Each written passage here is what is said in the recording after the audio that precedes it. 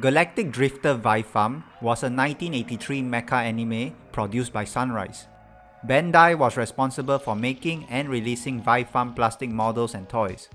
It's also a series that many Japanese fans have wanted to see appear in a Super Robot Wars game for many years now. However, despite Bandai having the merchandising rights to the series and its popularity among Japanese fans, Vifam has never been in a Super Robot Wars game to date. Vifam's story is about a group of children who were forced to leave their planet due to war. These children became refugees who would use their wits to survive on their own in space. The children would make their way to Earth and eventually travel to the enemy's main planet in order to rescue their parents. By the final episode, the children and their parents are reunited and rescued by the military. The theme of surviving in space without adults is an important part of the anime, as the children learn how to operate battleships and robots while trying to understand manuals designed for adults. Because of this core theme, if the children were allowed to participate in a traditional Super Robot Wars game, they would lose their independence once they join the player's team, just like in the final episode of the anime.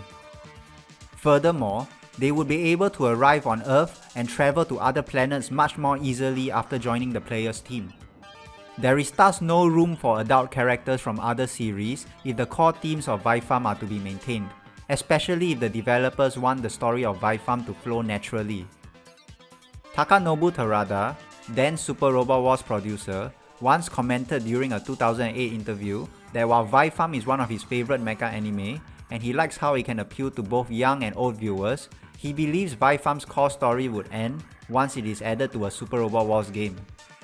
However, a mobile SRW game like Cross Omega or DD would have been a perfect fit for Vifam, since event stories in those games only require a few series and not more than 10 series like in the mainline games. The developers could choose specific series where the characters are all children and pair them up with Vifam to maintain its core theme, while also keeping in line with the cross-series interactions of the SRW series. After all, that was how Infinite Reviers, a show similar to Vifam, was handled in Cross Omega. Alternatively, selecting just a few of the main characters and having them be transported from another universe as DLC characters could work in a mainline game, if the developers wish to follow SRW30's approach and avoid most of Vifam's story altogether. Overall, avoiding contact with adult characters in order to keep true to the core theme of the series has been one of the main reasons why putting Vifam in an SRW game has been difficult.